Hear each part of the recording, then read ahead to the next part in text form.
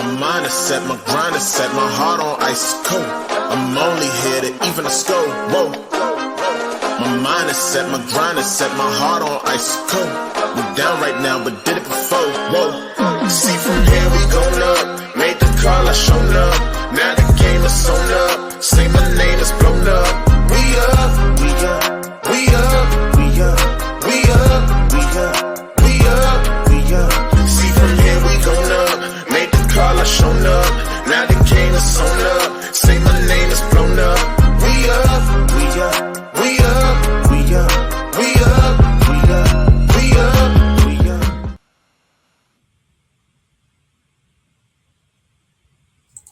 What's up, everybody, and welcome to another episode of the Knighted Ones podcast, episode number 57, or episode 5 of season 2. As a reminder, we're the only podcast that features a former UCF national champion, a former UCF radio host, an ESPN analyst and hoops player, an infamous rapper, a resident influencer and IG star, just shooting the breeze talking UCF sports. Remember to like and follow us on YouTube, Instagram, and check out the 70-plus teams and conferences on the College Huddle, Big 12 Huddle, Fourth in Florida, and New Stream. All right, today we have a very, very special podcast with a special guest. But before I bring him on the stage, let's bring in the rest of the team, starting with Mr. Ben Stout. How's it going?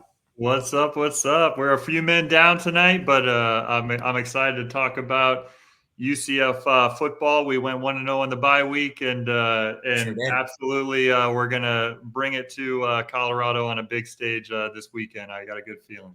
Absolutely. It's going to be an exciting weekend. As you said, we are down Roger, we are down Trey, and we are down Nobra. But, of course, we have Mr. Josh Lazar. How's it going? Hey, doing good. I was going to do some I was actually going to go to John Fogerty and talk and put me in, coach. I'm ready to play, but decided I'm good. We're pretty right off the bat, raring to go. We have a great show for you today, and I can't wait for Alan to host it. So let's get it started. Yeah, and as I alluded to, we have a very special guest, someone that is a big part of the UCF family. He's a former Hall of Fame UCF pitcher, a former All-American, so very decorated athlete. And he was one of the coaches on the recent Lake Mary Little League team that won the Little League World Series championship. So without further ado, let me bring on Kyle. How's it going? Hey guys, we're excited to be here. It's been a fun summer, and I want to talk UCF baseball. I want to talk Lake Mary Little League. It'll be a good time. Let's have some fun tonight. Absolutely. Ben, I know you're friends with Kyle. So why don't you kind of take us through and ask some questions here? Yeah, absolutely. I mean, first off, Kyle, thanks for coming on the show. We really appreciate your time, and it's not only great to have you on the show just because of the great career that you had at UCF, but obviously as we've already talked about a little bit, just the amazing season, an amazing year that you and your family, your son Landon, and the rest of your family and his teammates and everything, the team that you coach has had, and it's kind of captured captured the nation, if you will. Certainly captured Central Florida, but captured the nation. So it's been such an exciting year for you. So I really appreciate your time and coming on. No, for sure. Like I said, since we got back in town, we've had a chance to speak to a lot of different people. And, anytime, actually today I spoke to a UCF journalist that's in school. So like anytime I can help out with UCF alum, UCF student base, I definitely want to be on here and share the news with you guys. That's awesome, man. Well, we appreciate it. And so obviously we're going to get into your crazy year and everything that's happened over the last 6 months. But obviously we're a UCF podcast, and we want to chat about your Hall of Fame career at UCF as well. So can you just give us some insights? You were a 2-time All-State pitcher at Lake Mary High School, and, your kind of journey to decide to go to UCF. And then just some insights about, how you evolved as a player throughout your stellar career as a Knight. Yeah, I mean, like I said, you've been around the UCF program. We're about the same age, so UCF has been a top athletic program for a long time, and especially on the baseball side, at the time, UCF baseball was probably one of their top programs. So when I had the opportunity from Lake Mary to play for a top 25 team, being so local and being able to have my family be there to support me, it was definitely a choice, and it's something I was definitely going to not pass on. Looking back on that time, Ryan, I have a twin brother, Ryan, who was a catcher, my battery mate. He was probably more highly talented, highly recruited than I was back then. So being competitors, we always wanted to, push each other. So, we wanted to play together. So and UCF afforded that opportunity to us. So it was special, and, we enjoyed our time at the university. Yeah. And you got to play for a guy in Jay Bergman and some of the, good coaches at that time, obviously a legend in Jay Bergman, and even had young Rich Wallace that you got to not only play with, but I think his first year coaching was your sophomore year where you were as well. So talk a little bit about how, just when a guy like Rich, who we've known, you and I have known since we came in, as you mentioned, came in to UCF at the same time in 2002.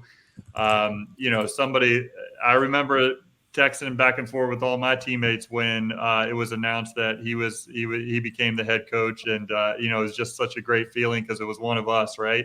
And so how about when that was announced and he was able to become the head coach at UCF, a program that you and I and we all love so much? No, of course. Like I said, like you mentioned, I went to Lake Mary High School. I played for Coach Alan Tuttle.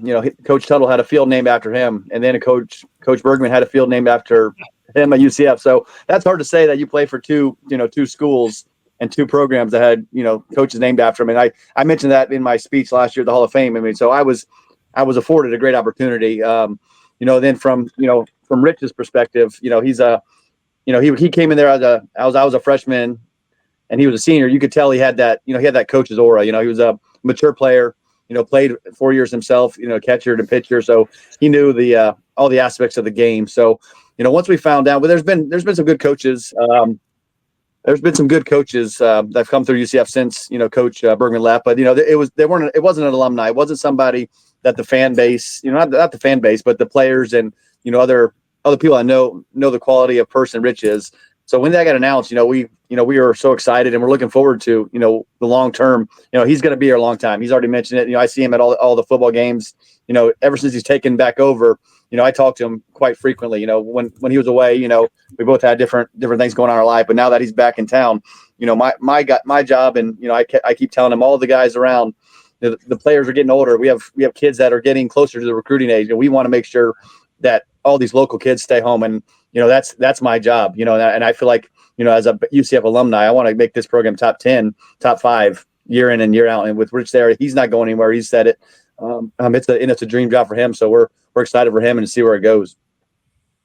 No doubt. I want to ask a quick question, because I'm around the same age as all of you as well, and I remember you pitching amazingly for several years before the Red Sox try to take you. I want to talk. I got to talk about your brother as well. So you and your brother actually were on the same field, on the same team in a game together at least once, right? No, it was. I mean, like I said, I was my freshman year. I had the opportunity to be the closer coming in, the late innings, and a lot of times, Ryan and Butera were both catchers back, the first 2 or 3 years, kind of just back and forth. But I had numerous times, and I requested anytime I was starter, especially as a sophomore, and I wanted Ryan to catch me, not because I felt he had a great skill set, but having that person on the other end, people see us since we were little kids. We would have our own little, language. We would push each other, and we would, bicker about certain things. But it was something that I needed on the mound. I wanted him to, tell me when I did something right or tell me when I did something wrong. And other catchers might not do that, So, I was lucky enough to have that. And that was actually kind of one of the reasons I actually got away from pro ball. Growing up, as team players, Ryan and I were really good teammates. Team players, we cared about the team more than individual results. So, once I stepped away and got into the pro ball kind of thing, it became too individualized. You lose the team part of it, at least until you get back to, the MLB clubs or if you're in affiliation, in the minors or, different lower levels in the pro ball, it's a different thing. It's individualized. So, getting away from not having Ryan there really kind of what, probably looking back took me away from my, my career playing.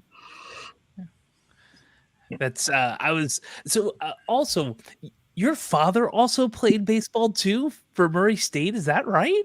Yep. So we have a long history of baseball. My dad, was Division I pitcher and first baseman at Murray State in Kentucky.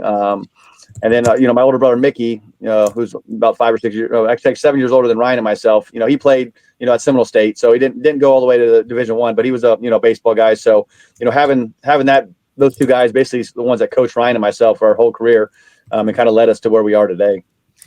That makes sense with the baseball organization that you've built, and kind of like the long-term events that happen when you learn and grow with your family over time. And it seems like that's continued on, which is amazing. Yeah. I mean, we were, we've had opportunity, like even this past week, to do some interviews and stuff. And the most recent one was actually really neat. My brother got interviewed, my dad, Mickey, my mom. It was basically talking about the Bono family and what baseball means to us. And the two and two go together. It's family first, Bono, then baseball's right behind it. So, and that's just something that's built into all the kids, the grandkids now. So it's a third generation of baseball players are coming through, baseball and softball now with our, my nieces and my nephews. That's awesome.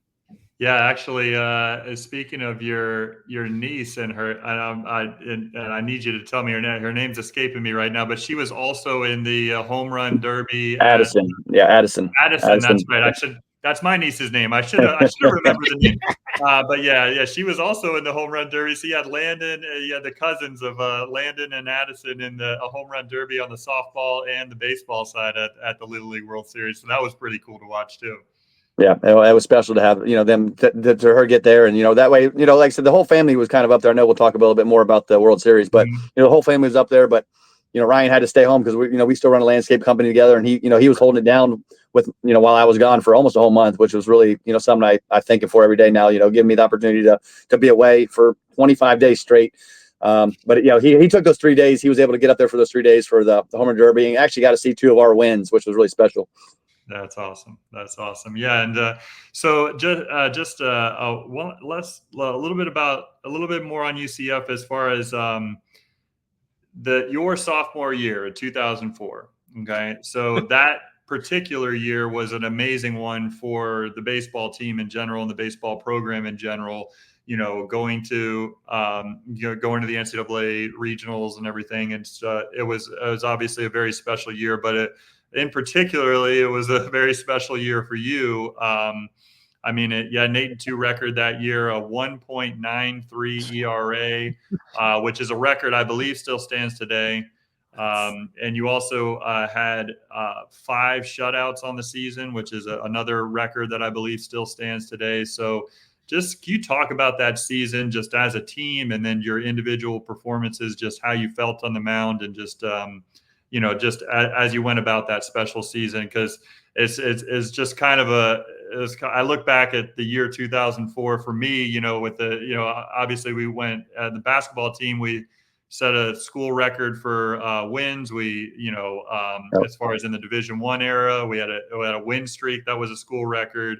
And we went to the NCAA tournament ourselves. So it was just that year of 2004 was just a really special one. That spring of 2004 in particular was something special. So what do you remember about that 20 years later, and just as we look back on it? 20 years, man. That's the crazy thing. Alan's a little bit younger than we are, so it is interesting. It is. No, like I said, talk about Rich Wallace. So Rich came in there, I think 2000, 2001, 2002. Or he came in 2001. So those 3 years leading up to, so I was in, high school. We know the UCF program was top, in those years in 2000, 2001, 2002 before I went to UCF. Then we came in my freshman year. We had we didn't really have a senior core that was still really, doing much to kind of like lead the team, So so that 2003 season was down. Coach Bergman was down on us a lot. There was a lot of things happening just with a younger team because we had I think 13 or 14 freshmen come in, and a lot of them were contributing. So we knew going into 2004, we needed to make a change. Again, on the offensive side, we put up a lot of wins, but going into that season, really, we didn't have any returning starting pitching really, because we had Matt Fox, who at the time, he became a first rounder. Me and him were the 1-2 battery that year. But Fox, wasn't really a primary pitcher either until that year. He was playing shortstop and in relief. I was coming in and closing. So us jumping in and doing what we did was special in its own. And then you add in a Taylor Cobb, or no, Taylor Cobb was there, but then you added in a couple freshmen, some transfers. And like I said, we not only did I personally have a shutout record, but I think our team threw 13 shutouts that year. Something I don't think that'll ever be beat. I mean, especially with how good baseball and the disparity of baseball now. But back then, we knew we had to get a win on Friday night, and then I'd come in there Saturday and try to get that first win, and we win that series. So it was an incredible journey. But again, a lot of things had to happen. On the pitching side with Coach Cozart, which is I still talk to him all the time now. He's got 2 baseball players in his family. One just got drafted in the first round. Another one should be a first rounder in 2 years from now, if not a top 5 pick. So a lot of that stuff, coaching back then, really helped us kind of get where we needed to be and put us over. Yeah, that's awesome. That was definitely a special year. Special year, man. So let's get into it. Let's get into the last 6 months. I mean, obviously, it's just been an incredible year, as we said. Being the first Little League World Series team from Florida to win the whole thing, win the World Championship. So that's really exciting. I mean, I currently live in Apopka, so not too far from you, and they still talk about the 2000 Apopka team that won the U.S. Championship. Yep. And so it's a huge deal. I was down there at the parade after you guys won it. Rich and I were standing next to each other when you guys were accepting all the deserved accolades on the stage there, where the whole community was surrounding you guys, and I think it was 35,000 people out there, plus probably more than that. Yeah, I don't know the number, but it was incredible. Yeah, it was just a great day. And I watched the whole journey with my son, who's just turned 11. He plays 11U travel baseball here in Apopka, and so it's just an exciting run for everybody that's involved in the community, let alone the baseball community. So I'll just say congratulations, and then I'll just I'd like you to kind of speak about the journey, because I know that you guys were essentially 1 win away from Williamsport last season, and just kind of starting with this season, trying to regroup and reform the team and see if you can make a serious run at it. I mean, what was the journey like, especially kind of in the beginning leading up to Williamsport? Yeah, like you said, like you just mentioned, it all started last year. Like I said, all these guys do play, competitive travel baseball. I run a top program in the country for, our age group. So, we've all played, I actually coached probably 10 of the 12 guys, either through travel or doing private lessons with them. Yeah. Before we got here. So so the teamwork, and we knew we had the players and the quality players that it takes. But like you mentioned, last year we were 1 game away. I wasn't on the coaching staff last year just because, we played Little League, at 7 and 8. Then we stepped away and kind of got into the travel stuff. And that's when, Coach Anderson, he's being the league president of Lake Mary Little League, said, hey, let's find a way to get all the local. There's a lot of local talent here, man. Let's see if we can get them all back here. You can do both, which you can, there's a lot of the Little League stuff, during the weeknights, or they kind of moved all the older division games to later on Saturday. So, you could always get your weeknight game in, play on Saturday in the evening, even if you had travel stuff in the morning. Makes the Saturdays long, but the kids just getting extra reps, which helps them in the long term. Playing those extra games. So it started back then when we lost that first game or last game in regionals. We knew we had a 4 core players. Those 4 guys that came back this year: Landon, JJ, Chase, and Jacob. They were guys that contributed. They were basically the 4 top hitters last year on the team, besides Owen Faust. So we knew we had a core 4 guys coming back this year. So this journey, it didn't start this in basically spring baseball in Little League starts, late February. So we had 6 months to kind of understand who were the other pieces going to be. We had a couple kids that lived in the area, they said after seeing what we did last year, there was, 3 guys that came back. Hey, I want to play Little League now. I think I could help the team. And those guys did, contribute quite a bit. But again, it's from there, we still had, 4 or 5 guys that were in the league. So it's an exciting time. And we knew, back in February, a lot of these other leagues and all-stars, they'll put like, 6 or 7 of the guys on the all-star team together and just kind of beat up on the other teams during the regular season. Just to get, let's start practicing now. Let's practice now. We John doesn't allow that. The league doesn't allow that. So you go through the draft. So every team had 2, 3 guys at the most. So we're competing against each other at every regular season game. Our little leagues were, fun games there because you're facing a guy throwing 70 miles an hour. Each team had probably one of them. We had a lot of pitching depth in the league. So it kind of prepared us for when All-Stars, came about. So like once All-Stars started in June, I'll kind of pick it up from there. So Little League was competitive. So we started at that point. And then once All-Stars starts, we put the team together. There's always a couple people that are going to be left down and hurt.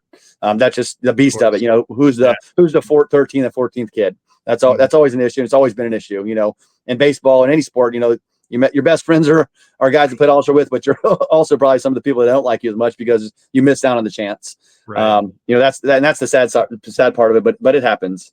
So when we started All-Star run in, districts and sectionals, we knew we had a team that, nobody can compete with us. So those first 2 tournaments, we blew everybody out, 10-run rules, 3-inning games. Guys got to play more positions on the field. Yeah. So everybody got a little rotation, but we knew at some point it would kind of start getting into the top 9 guys will be on the field. Guys will have more roles, and we mentally prepared the guys for that by having 2 practices a day. We practice at 10 a.m. I have my own training facility in Lake Mary. So, in the summertime, we knew it might rain in the afternoons. So we practice at 10 a.m. every morning, 5 days a week or 4 or 5 days a week. And then in the afternoons at 5 when it didn't rain. So the guys were prepared. The mental toughness, and I know people saw that in those games. How are these guys doing this? Because we made them run miles, man. I mean, they were doing mile runs after practices from my house down the end of the driveway and back to the road. I mean, they're huffing and puffing because it's 100 degrees out there. Right. But it was a different approach than we did last year. I'm not saying we had probably just as much talent last year, but the mental side, the knowing that what it took in preparation on the off the field. Because these kids are with us in hotels, and then when we get to Williamsport, they're in the Grove. How do we mentally get them ready? How do we make them understand that it's not just this isn't all about fun? And I think that really showed through. I mean, there was numerous games, including the World Championship game, where you guys had to come back in the late innings, or in the case of the World Championship, the last at bat. The last pitch. Had to come back. And so, I think that type of training, that type of mental toughness that you guys built up over the course of the summer, it obviously paid off because it seemed to just, they never seemed to give up on themselves. They never seemed to, get down too much. They just seemed to kind of remain focused in the face of adversity. And I think that speaks to some of that training. No, I think we took a little bit of the Cardiac Knights motto. I mean, I don't want those. I mean, those games are tight. I said the last 2, the USA Championship, we're down in the last inning. The 16th, we're down 3 runs. We come back and win. Right. And in the World Championship, we're down in the last inning.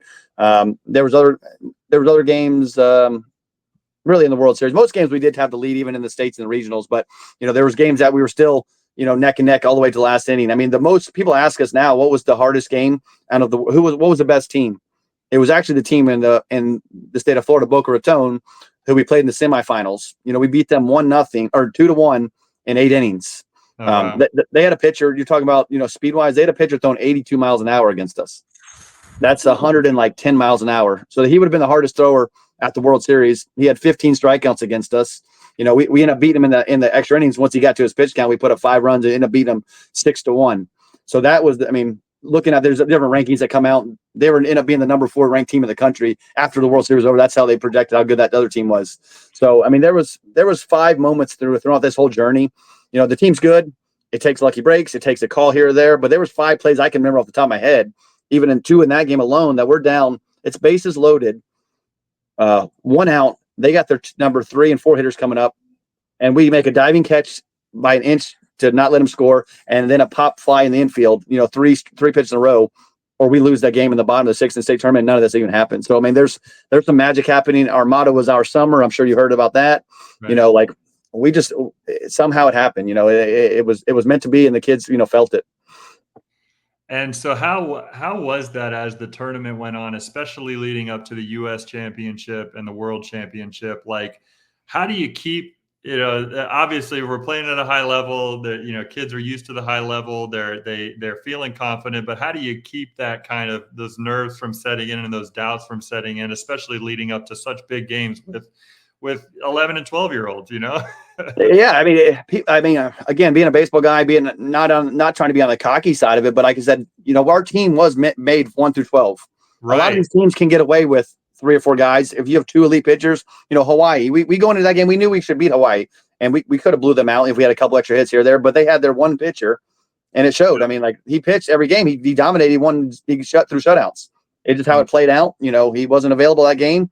And we had plenty of arms. We had 3 guys that didn't even pitch at all at the World Series. That would have been probably 3 or 4 guys. They didn't pitch at all, and they didn't even pitch.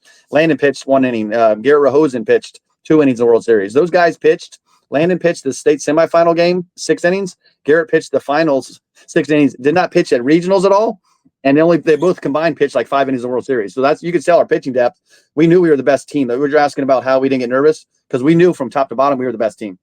Yeah, that's awesome. That's awesome. How about we mentioned Rich, and one of the things that he mentioned to me at the parade was that you guys talked often during the tournament, especially leading up to the games there almost every day.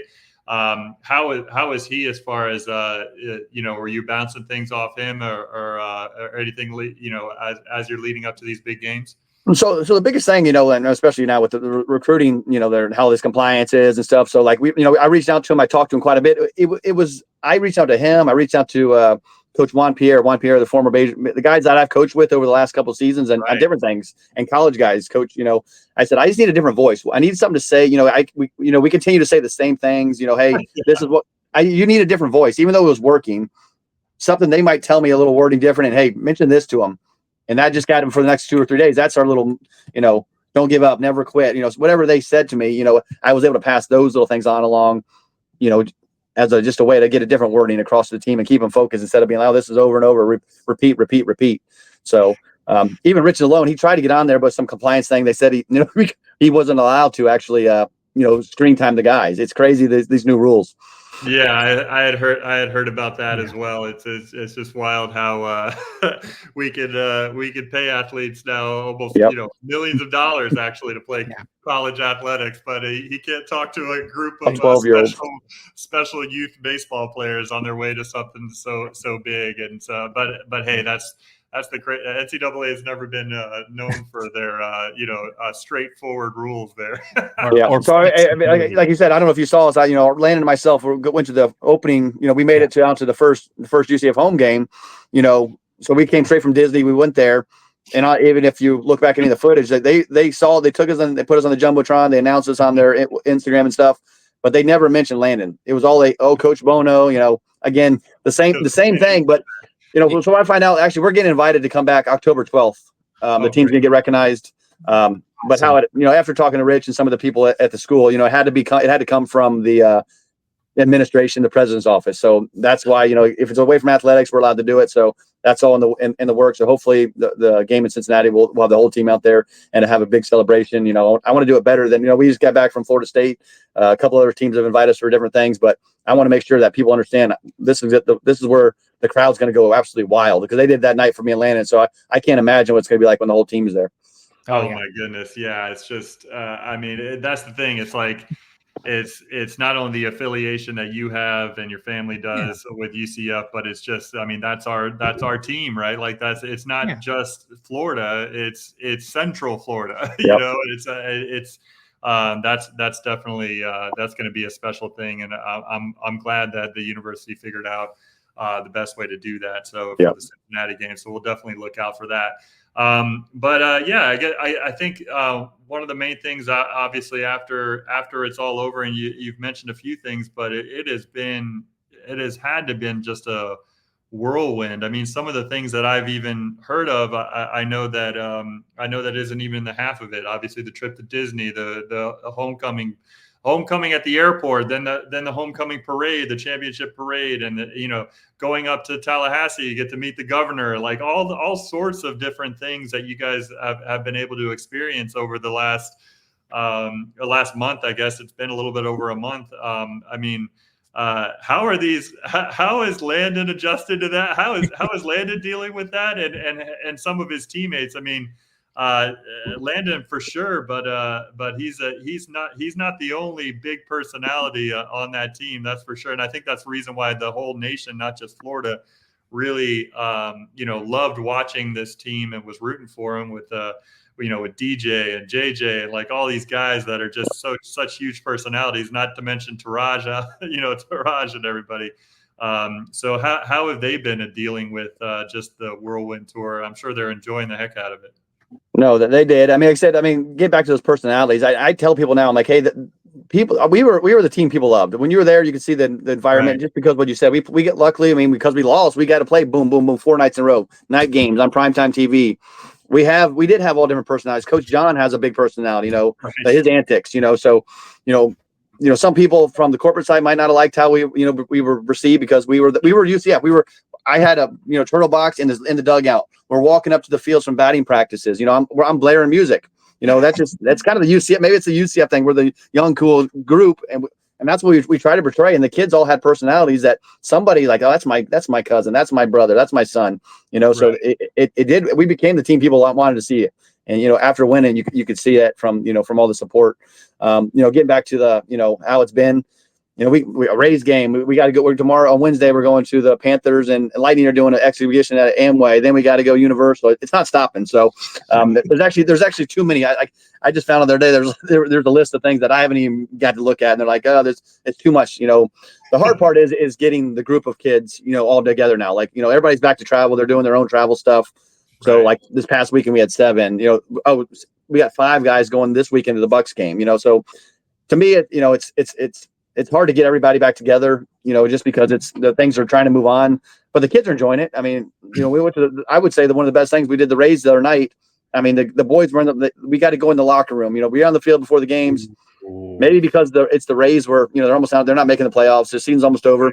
Those boys got treated like kings. I mean, those players were excited to see them. And as you could see, and they were giving them cleats, their personal cleats, their personal gloves. Each of them got 4 or 5 pairs of batting gloves. Wow. So once when I was leaving that facility and I was talking to the guy that I kind of helped set that up, he was like, man, I've done this for a long time. What those guys did to those kids was something I'd never seen, because a lot of times they'd sign autographs and shoo them out. They're in there playing ping pong with these guys. So, I mean, you could tell, those guys watched it, the coaches watched it. I didn't realize that I was on the field. Chad Mottola is the hitting coach for 9 years, UCF alumni, first rounder. Yeah. Chad Mottola. He comes up to me. I get to talk to him for 15 minutes, before the game. And then even the head coach, Cash. So everybody was so welcoming. It just feels good that so many people from different, even the professionals that were watching, they had stuff to say about it. So we're going to keep it up. At some point it's going to stop. Right now we're enjoying it. It's a lot, but we enjoy it. Yeah, that's. I mean, it's well deserved, but you're right. It's been quite the whirlwind, and I just think, like you said, I just think America is really it was easy to root for that team. Some people or whatever can look at some of the the outgoing personalities and think some kind of way, but I think the large majority of sane people, just really enjoy how well the they showed their personalities, they showed their emotions, but they played so hard, and I think that's what they appreciated. And then at the end of the day, I think what nobody could dispute and nobody could root against was just the amount of sportsmanship that was shown as well. And you see that every year throughout the Little League World Series, but to see your team win and they're so excited, in such a kind of crazy fashion in that, with the bunt and the squeeze bunt there to win the championship. But then, right before, like, all they want to do is just celebrate with their friends and their teammates, but they, were putting their arm around, the team they were going against there and really showing that sportsmanship. And I think at the end of the day, kids always remind us what it's all about. And that was great to see as well. Yeah, I mean, again, that's not. I mean, like I said, all the kids, like you said, we've talked about it. The kids have played at different high levels. They've lost last year in that same game. The difference, in that tournament, because I'm a super competitive guy. I've always, I coach the kids hard. When I see a coach, I'm not going to speak to him. I'm going to beat you. That's just my mindset. But going there, changed it. Even when you're playing those state tournament regionals, that's still kind of the same way. They're their team, that's the other team. But once you get there, these kids are living together for 2.5 weeks. The international teams, they're different. They don't leave after they lose. They're basically there from the start to finish. So all the teams that got eliminated, they're still there. The boys, might not speak their language, but they're still giving them each other, dabs, and some of them can communicate somewhat or what it is. So they became friends with these kids. So seeing those guys, lose, and we're all competitive. We wanted to win, but at the same time, within 30 seconds, there was no dog pile. It was a quick third base side cheer. I'm running around the field because I'm excited. I look back and our kids are kneeling down. Landon, DJ, Coach John, of course, did too. But it was a quick celebration. Then we were back to, hey man, let's make sure these guys are okay because they're heartbroken. Yeah. It was just a special moment amongst a lot of special moments throughout that run. So just congratulations again. It's just so exciting. And I really appreciate you coming on, Kyle. Maybe one last thing before you go, maybe if you'd like to talk a little bit about Bono baseball, anything further you want to say about that, and just some of the things you're doing in the Central Florida and the Lake Marion area in particular with some of your baseball facility. Yeah. So like I said, we've, I started doing lessons, probably since I, started playing in the off season. We'd always do lessons. About 5 or 6 years ago, I decided I have 3 acres of property. So I went ahead and built a complex on my own property, 3,000 square foot indoors. We got cages, mounds. I even have a 60-foot, infield, softball style infield that we were able to, utilize. Ryan and I's goal, we do a landscape business. That's just something we do to, help pay the bills. We still get done every day by noon. So we do baseball lessons. We do baseball teams. Most of it's, volunteer work. We do the private lessons, stuff like that. That comes with a fee, but we love baseball. And so we've, over the last 18 months, I've had, talked to different partnerships, and my goal, hopefully in the next 30 days, is to hopefully start a whole academy. There's been some stuff in the works with the Seminole County. I mean, some of the stuff hasn't gone public yet, but I mean, in the near future, Bono baseball will become a lot bigger in the area to support more kids, even kids that might not be able to fund it. Kids that might be inner cities kind of style. So we're trying to do some special stuff in Central Florida and especially Seminole County. So there's some great news hopefully coming here in the next few weeks.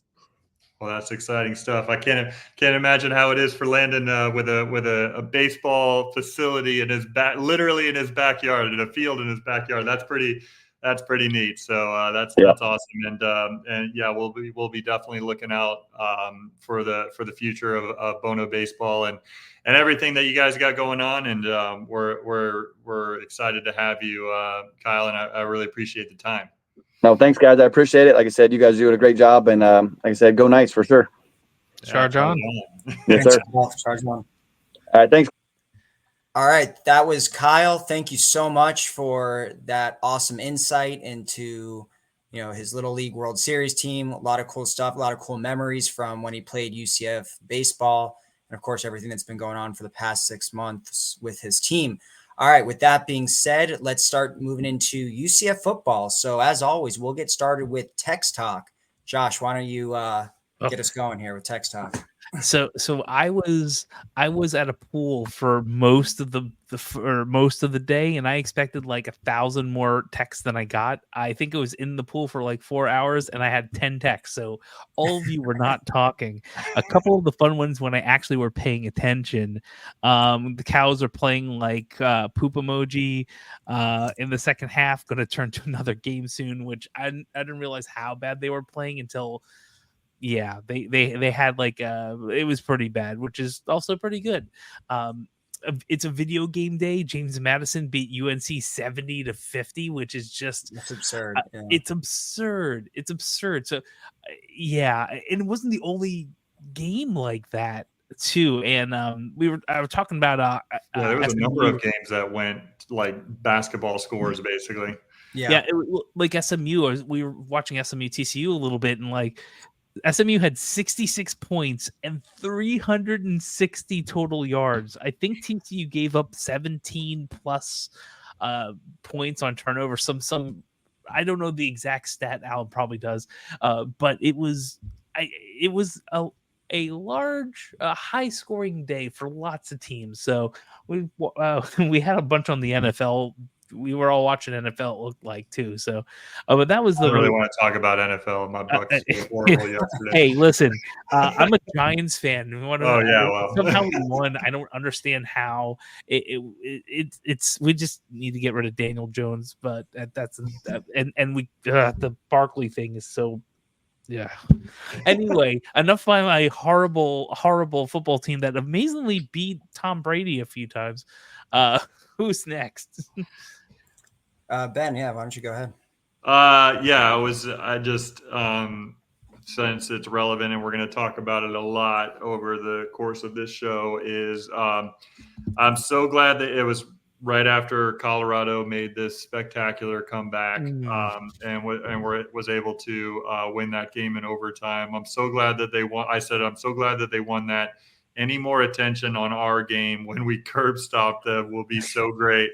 But then also I've said this on Twitter as well, that I said it first in the text talk. And I truly believe it. Like, RJ runs for 150 and 2 touchdowns against Colorado, and he's a Heisman front runner going into UF game. I feel like the stage is really set, 3:30 game, middle of the day. We're a big noon kickoff this week. I just think the stage is really set that if RJ is able to put together the game that a game like he has had every single game this season, he could be a Heisman front runner. And that's really exciting about the opportunity this week, because whether they deserve it or not from a football standpoint, Colorado gets a lot of eyeballs on the TV set.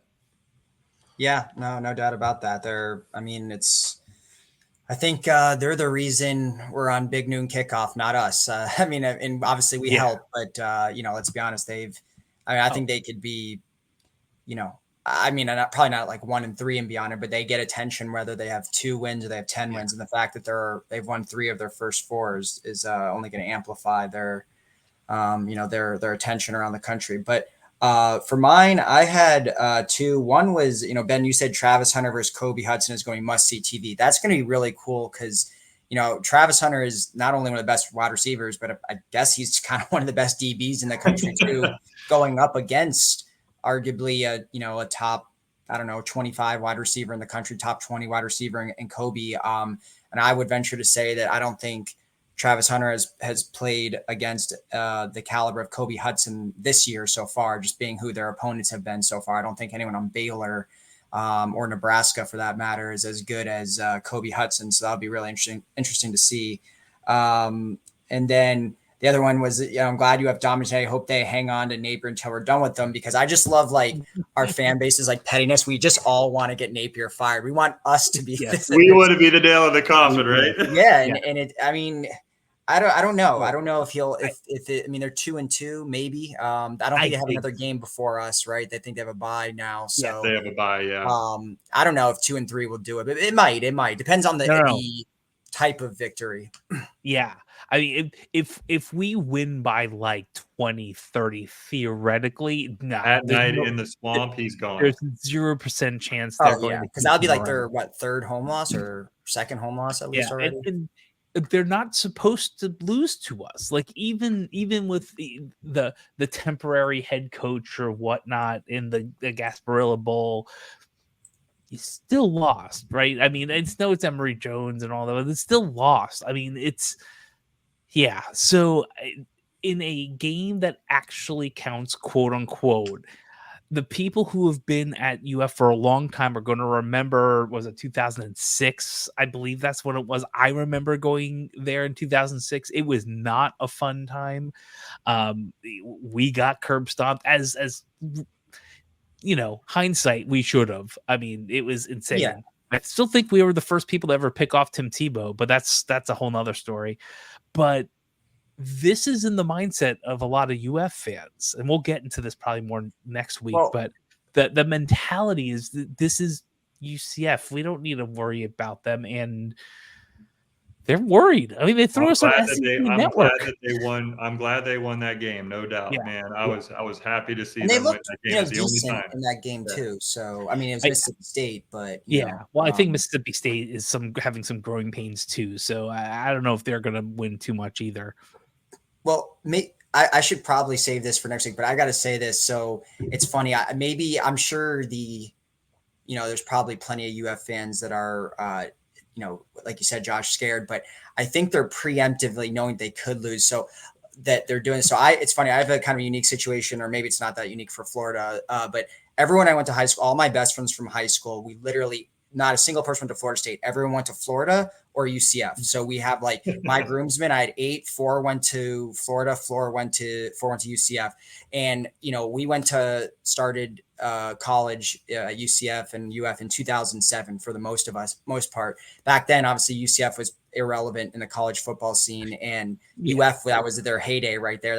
They had just won a championship the year before, and then they were going on to win another one while all my friends were in school, and we obviously never played them. So all the UCF fans are really hyped right now in my friend group. And, but they're already kind of poo-pooing it, being like, oh, well, we already are expecting to lose. We're expecting to, have maybe 3 wins top this year. So they're already kind of preemptively sitting there saying, well, this loss doesn't really matter. Like, I'm going to mercilessly make fun of you for the next few months. Like, well, it doesn't matter because we're not good. So I think we may get that excuse. Like, it used to be like, oh, it was just a bowl game. It didn't matter. Now it's going to be like, well, we're really bad this year, so the win doesn't matter, Yeah. We got to leave UF stuff for next week because there's so much more there.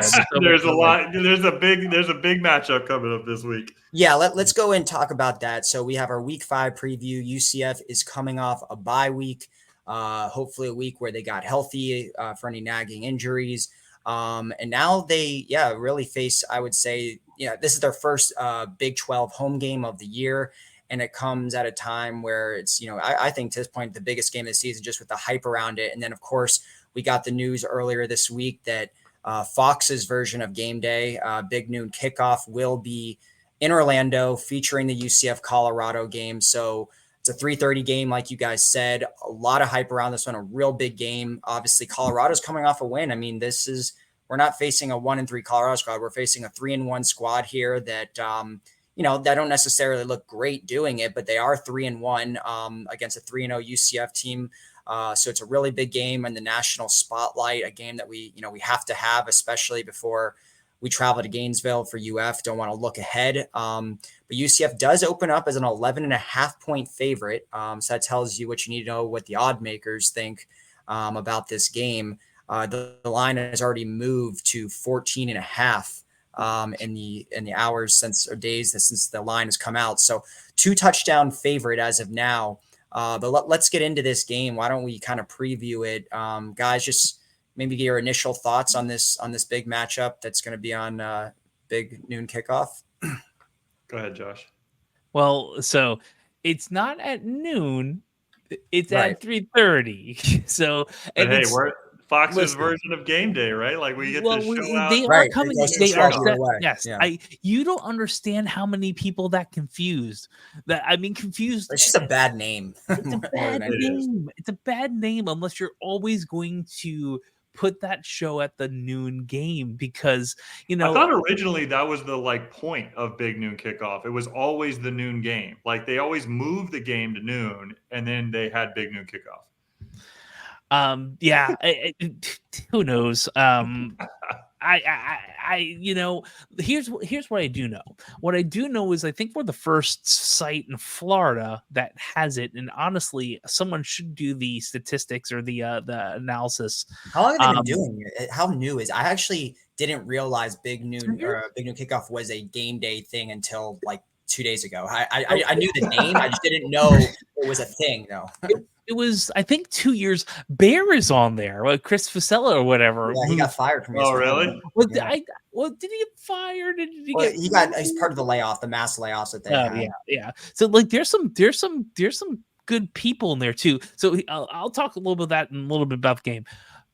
the big noon kickoff, I'm really interested because I vividly remember game day. And when game day came on campus, my daughter was like 6 months old or something. I got pictures of her like on the replica desk that they had in Memory Mall, and it was insane. And if there's any game anytime soon that's going to have not a noise penalty, that's, Troy's not a state, but if there's any game that we're going to have them go offside, I don't think I'm sure they're ready.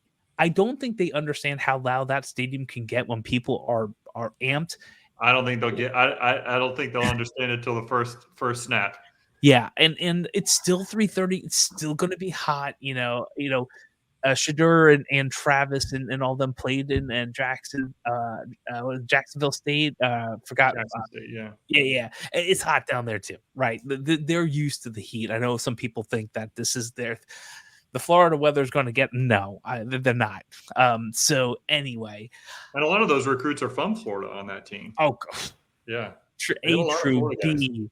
I don't even know if we're going to talk about the 4,000 recruits we're going to have there too. So for the big noon kickoff, here's the deal. I really hope it's going to be relatively similar in prep, like this Thursday or Friday. There's things, and we get some of. It's not quite probably the game day level hype, but I hope we get some of those things on campus so the students and the fans can remember it, because it game day was memorable, and for the same reason I couldn't take my daughter to game day. She was 6. I think it was a little much. And we had to just take care of her. I didn't get to go to that one. This one, maybe. We'll see. I don't know. It depends on where they have it. Maybe Memory Mall will learn that soon. So I feel like that's A, great. B, we're probably one of the few places in the country have had both game day and big noon, or at least definitely the only one in Florida. And so I think it's going to be good for everyone. And I think it's going to be like 99.9% about Deion Sanders.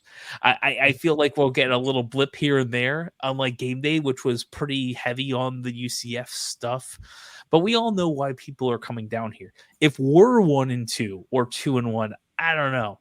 But undefeated us, and after that game, it's ratings. It's a ratings juggernaut. So I think that's great. When it comes to the game, man, the game's going to be interesting, generally, in my opinion. It's been a while for the fan base to have a game of this level of significance in a middle of the day type of game. And I hope our fans are going to be up to it. I know the team will be fine. I feel like it might be a little tighter than even the odds makers say. I hope not, but I feel like it will be. I want to make sure the fans are going to be hydrated and they're going to take care of themselves. Because when's the last time you can remember needing to get really up for a game as a fan and be loud and stomping and all that in the middle of the day, like not a night game? It's been a little game day game. That was a 7 o'clock. Yeah, kick. 7. It was yeah, a night game. Nice and 8:30 or something. It was nice and dark outside, and oh god, I still think that the Mike Hughes run back was possibly louder, but those two I'll never forget it. Darn near close. If the not 3 straight false starts, I'll never forget how loud I think that was the loudest I ever heard the stadium. The second one, I think, was the second one was huge. Amazing. Yeah. So anyway, for this game, so for the fan base, hey fan base, you got to tailgate, hydrate. Make sure you have food, right? I mean, and I'm being kind of funny and serious at the same time, because we need to be that 12th man. That crowd is going to cause something to happen in this game, and I feel like the teams are already going to be prepared. It's going to be interesting to see if Hunter gets doubled and still gets like 150 yards. Kobe on the other end might be the same way. I feel like this is going to be a closer game than we think. It's going to be closer than the game than we think in the fourth quarter. And I hope, like we've been doing for so many games, we run so much that their defense is just shot. And the defense is all right at times, really good at times. So that's going to be interesting too. it's going to be a great game. It's a reason why tickets are like flying off the resale. At, like, I have a friend of mine who got $850 for one ticket in the Cabana or something like that. It's yes, and I'm not selling my tickets this game. Oh, that's the last thing. Remember, folks, I sold my tickets to that Kansas game, and sometimes I wish I had the $600 back. Do your part, do what you need to do, but I feel like this is a game you're going to want to be at.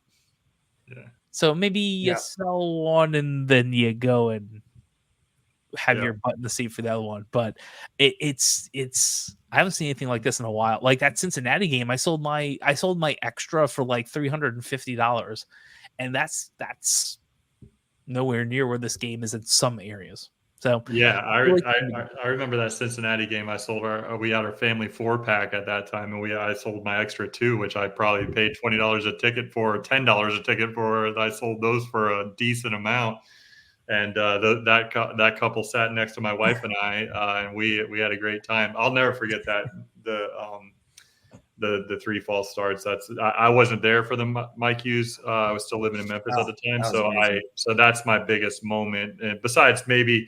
Well, that's my biggest moment in UCF fandom, football fandom history in the bounce house. That's for darn sure. Yeah. But that was incredible. But I think that it's right to reference back to that game in particular and the game day game, because UCF fans at that time, and I think UCF fans on Saturday, when there's a big event, when it's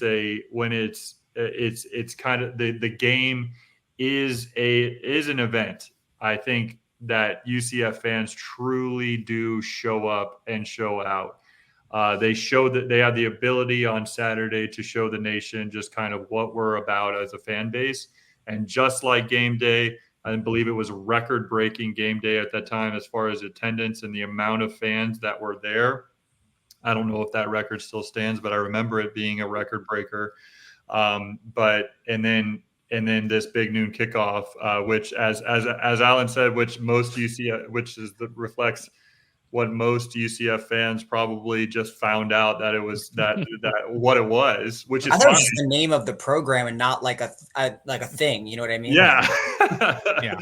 And so I think that as they've found that out over the last couple of days, like it's not going to change the amount of fans that are going to show up and create a real atmosphere for that big noon kickoff show. And then when it comes to, I agree with you, Josh, like when it comes to the game itself, I think being at 3:30, I hope that the bounce house is just rocking come kickoff.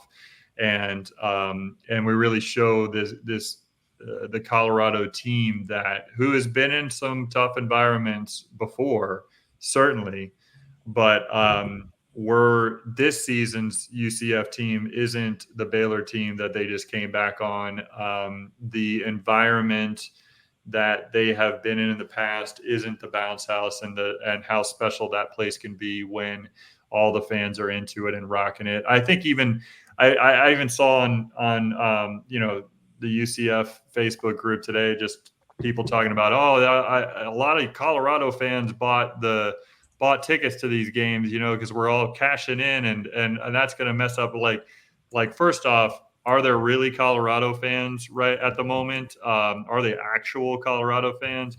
And then also like fans of UCF, even casual fans of UCF that live in the Central Florida area, live in the Orlando area, and they've got the money to spend. They're spending the money to buy these tickets to be at the event, to be part of this spectacle, if you will. And when UCF starts rocking, they're going to be cheering right along with us. They might be going there to see Coach Prime on the sideline, which is just a weird thing to think about, that you're going there to see a coach who's just standing on the sideline. But obviously they've got some special players as well on that Colorado team. But that the spectacle is going to be something special. And then just as you saw at that Kansas game, Josh, once UCF starts to turn the tide, our fans get louder than most fan bases. Yeah. And I think that that's what's going to happen on Saturday. And then lastly, what I'll say about the game, we've already talked about it. We already touched on it. I talked about it in the text talk. It's, Kobe versus Travis Hunter is going to be interesting. And one other reason why I feel like that is interesting is, and I think Pro Football Focus put this out earlier this week, is that Kobe Hudson's like the number one wide receiver in one-on-one coverage in the country. And when you've got the backfield of KJ Jefferson, RJ Harvey in particular, and the amount of running ability that we have, number one rushing team in the nation, you're going to have to play our best receiver one-on-one. And so Kobe Hudson versus Travis Hunter is going to be a prime time matchup. I mean, it is going to be a heavyweight boxing matchup to see those two guys go at it on one side of the ball. And then to figure out how our secondary, how our defense is able to contain a weapon like that.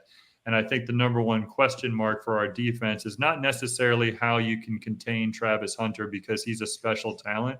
I think it's, can we get pressure on Shedeur Sanders? I think that's the number one question. We have really talked positively, rightfully so, about our defensive line and some of the depth that we have.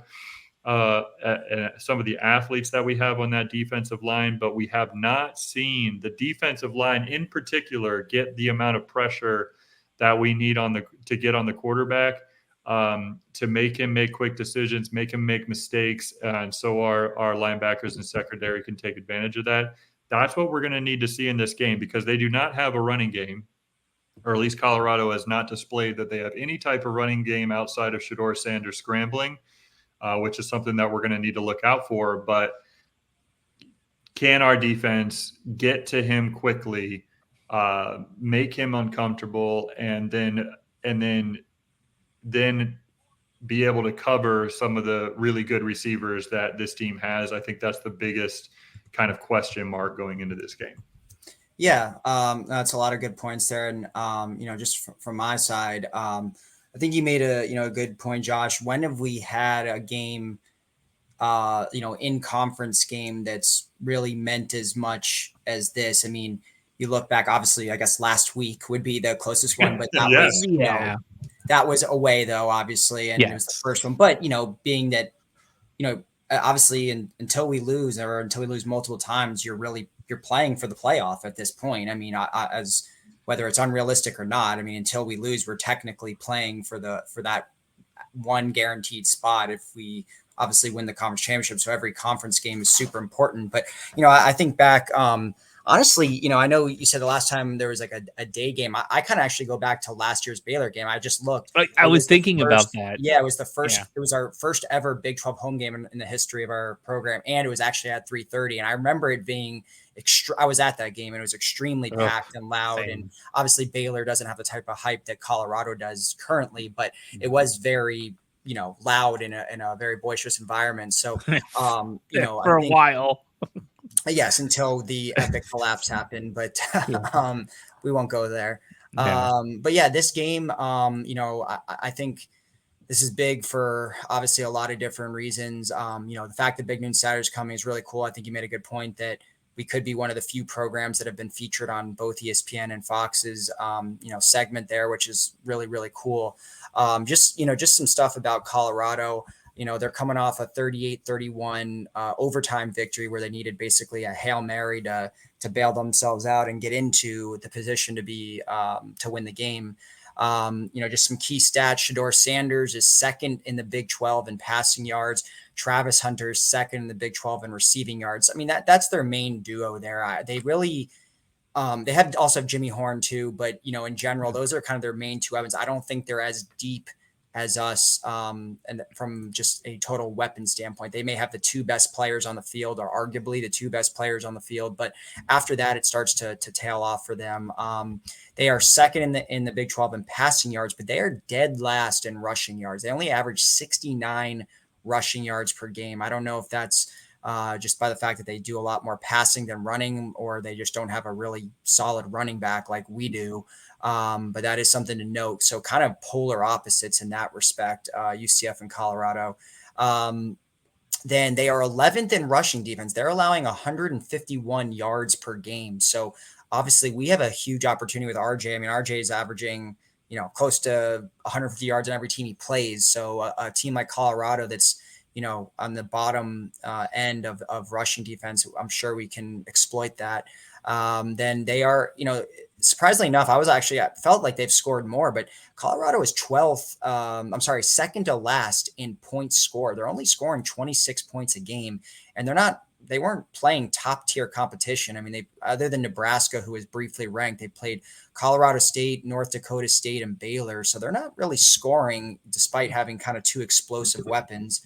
And then they are 12th in points allowed. So I don't really know what they do well. They're kind of in the middle of the pack towards the bottom in most key stats. I think they have had some narrow wins this season that they've been able to eke out there. Other than that, I know, Ben, you had mentioned a stat about Kobe. Also, Kobe is number 5 in the country in catches that are 15 yards or more. So he's really kind of leading that explosive category, explosive plays category. So, I think we've talked about this game a lot now.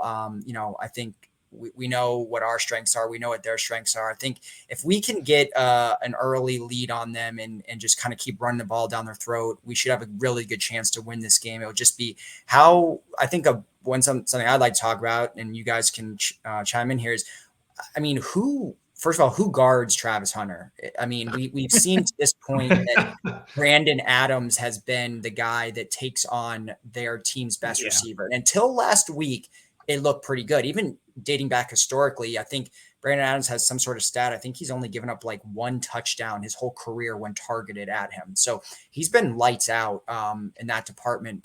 But who do you got? Who would you put on Travis Hunter? Or is it 2 guys? You rotate? What do you do there?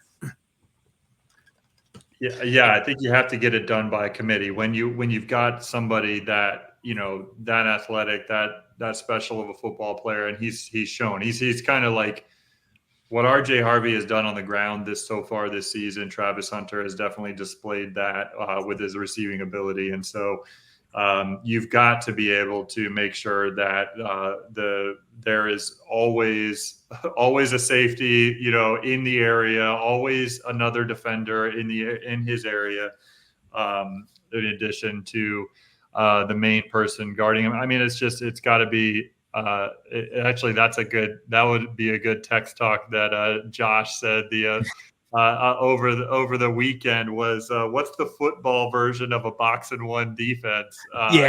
Because we might need that for Travis Hunter. Yeah, you have to have a lot of attention. And I think one of the reasons why they are second to last in scoring and they haven't been very impressive from a stats standpoint is because they're a one-dimensional team, or at least they have shown to be a one-dimensional team at this point. They have a huge weapon in Travis Hunter, somebody that we're always going to have to keep an eye on, and obviously their quarterback Shedeur is a really talented quarterback, both with his arm ability and his ability to run the ball. But still, those are 2 talented players, but they have not displayed that they have the ability to run the ball consistently. And I think that's the reason why we should be able to have the ability to, pay more attention to their biggest weapon in Travis Hunter. Yeah, so Travis Hunter is 6'1", BA is 6'3". I mean, to me, can we put Tennyson, Adams, and either one of Arnold or Bullard on him? So he's going to get his. That to me, can we throw both Hendersons? Can the Hendersons kind of just no? Here's the reality. He's going to get his. He unless something very weird happens, he will be in the top 3 for Heisman at the end of the season. He and deservedly so. He is probably a top 5 draft pick. I don't see him dropping out of that, or maybe even the number 1. Like, he is that level of. He's athlete. Number 1 on Mel Kiper's big board right now. I mean, has been all year. It should be. It doesn't unless you have someone at that number 1 spot who really, really, really, really needs a quarterback and is looking Cam Ward or whatever. You're probably right. So this is what we're up against. And to me, other than the nth level of game planning for him, because it's something you have to do. Someone could get paid this week. I mean, if Adams defends him and he gets relatively shut down, just, I'm not talking Reeves Island, but relatively. Yes, 60 yards. If he holds him to 60 yards or less, that'd be an unbelievable feat. Yeah, and so that's, I feel like you just scheme as best as you can and hope for the best and be comfortable with it. He has to beat us alone, not Shadur's feet, not Horn, him alone. And I think it's going to be a combination of, so I feel it's probably going to be Adams and a combination of people. I feel like us running and effectively running is going to keep him off the field too. So you have a mix of that, but he's just going to get his, and he should. He's the best player in college football. Well, it won't keep him off the field, but it'll just keep him on the defensive end of the field. Yeah. Well, I mean, I'm talking about scoring. I know, I'm just kidding around. But it's just, it's so phenomenal, like the level that he's playing at. He's the one that popped the ball out to make it a touchback on that last play when they were driving. Yeah. It's phenomenal. It really is. And we have to realize that outside of that confluence of things, basically Colorado has beaten the new Pac-12 with Colorado State and maybe North Dakota State. Who knows who's going to be in that conference by the time you listen to this, dear viewer or listener. So it's just, we have to just make sure we make them as relatively one-dimensional and off the field in offense as possible. And we do have the team that can do that with all of our rushing threats from quarterback on out. Yeah, I agree. And, a couple more points here before we may move on to our score predictions. But I was actually shocked to see this. I just assumed that Shedeur Sanders was a dual threat quarterback. And I looked, he has 89 career rushing yards in 4 years. And that includes at Jackson State. Wow. 89. And this year he has a total of 10. He's averaging 0.3 yards per carry. So he is not a dual threat quarterback by any stretch. I apologize to what I said earlier. I guess I'm thinking of the one scramble run that he made in that Baylor game, and I guess I just hadn't paid attention. That's I am shocked by that stat, and the reason I bring it up is we talked about last week and really this whole season.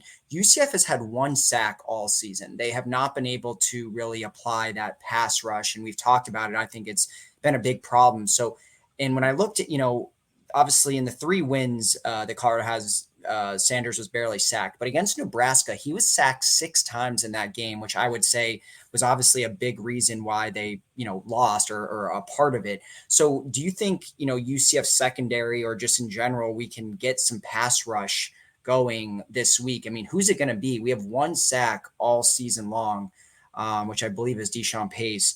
But other than that, and I know Roger has said, and it's been talked about that our opponents have been getting the ball out super quick. But I mean, I think with a guy that is not a dual threat by any means, do you think we can get some pass rush this week? Oh, I hope so. I mean, if their running game is not that great, let's be it's clear. awful. Right, last in the conference. Yeah, Shedeur can scramble. I mean, he's talented too. I don't know where he'll go in the draft, but he probably will be. He will be drafted. I'm sure of that. Oh yeah, absolutely, yeah, easily. So I'm hoping it feels like this could be more of the traditional games we are used to, because when we even all the way back to New Hampshire, I mean, when I'm like, where is this defensive line?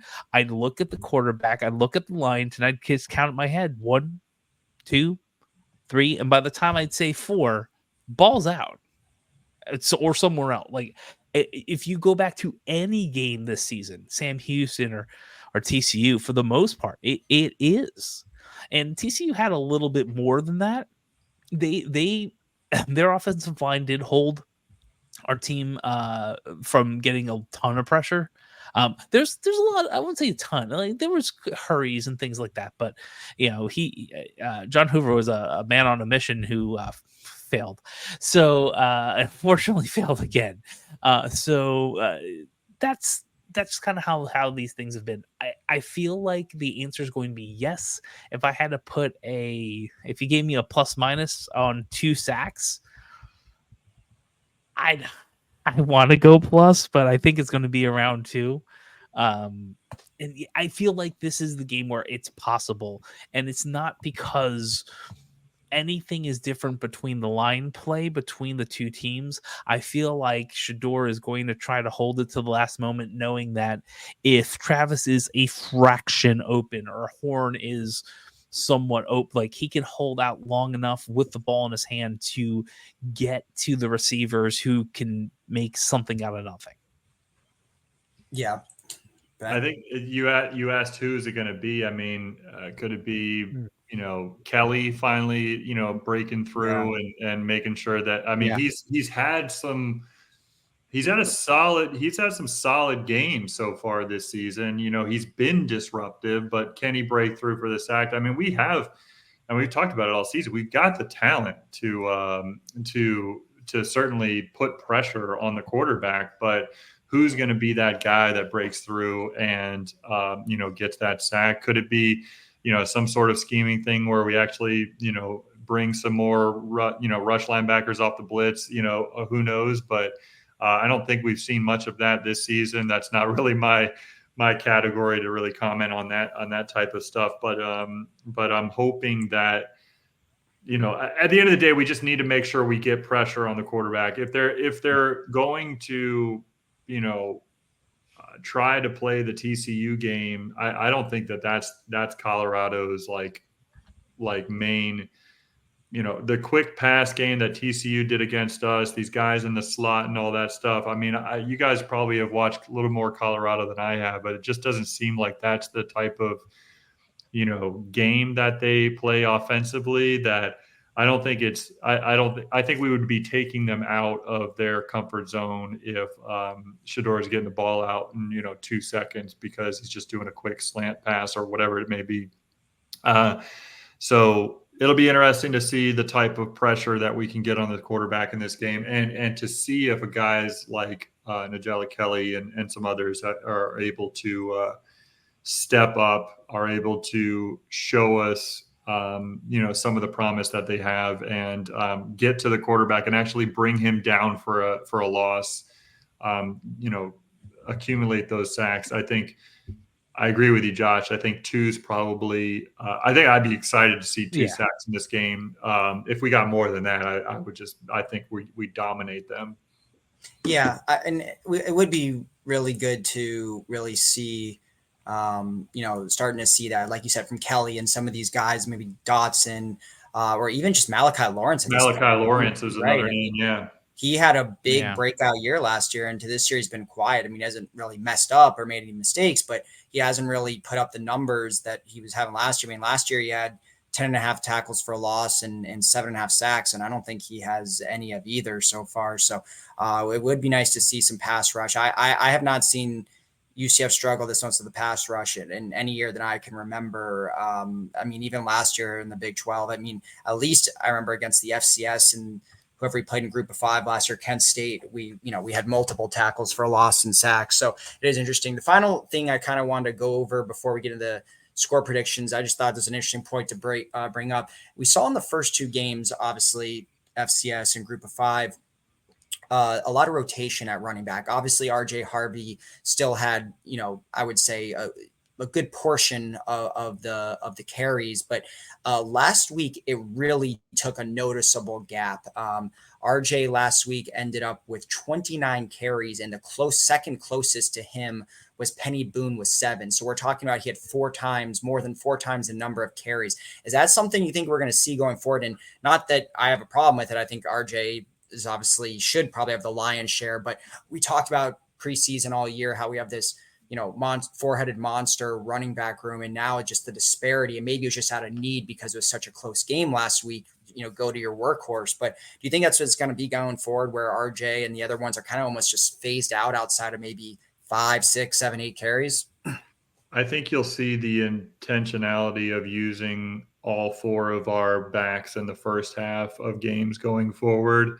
And I think Gus is probably going to utilize more of a two-headed monster kind of towards the second half, maybe spell RJ a little bit. But if these games are close in the second half, I think we're going to see a lot of what we saw at TCU is listen, when the plays really matter, when we need to move the ball, our best players are going to be in the game. And that means that Kobe Hudson is definitely going to be in the game. That means Randy Pittman is definitely going to be in the game. But it 100% means that RJ Harvey is going to be in the game. I think another reason why, potentially another reason why he got the 29 carries last week, apart from it being a very close game, is Miles Montgomery got a little banged up in the middle of that game. I think that's why you saw Penny Boone, get the carries that he got. But I said it on last week's pod, and I certainly agree, or I certainly believe it. Those are Penny Boone made some really big runs in the third and fourth quarter of that game when he did get his opportunity. So I think maybe he's bought a little bit more playing time moving forward as well, and a little more carries. But if Miles Montgomery is healthy, I think he's proven, at least to us as a fan base from outside looking in, he's proven to be a very capable running back to spell RJ Harvey for a few downs here and there, or even an entire drive if need be. And so I think what we're going to see moving forward is going to be RJ Harvey as our lead back, as he should be. But I think it'll be a little closer with Miles Montgomery being kind of the lead number 2. It's just what we've seen so far this season. Yeah. Josh, have anything on that? Or? Yeah.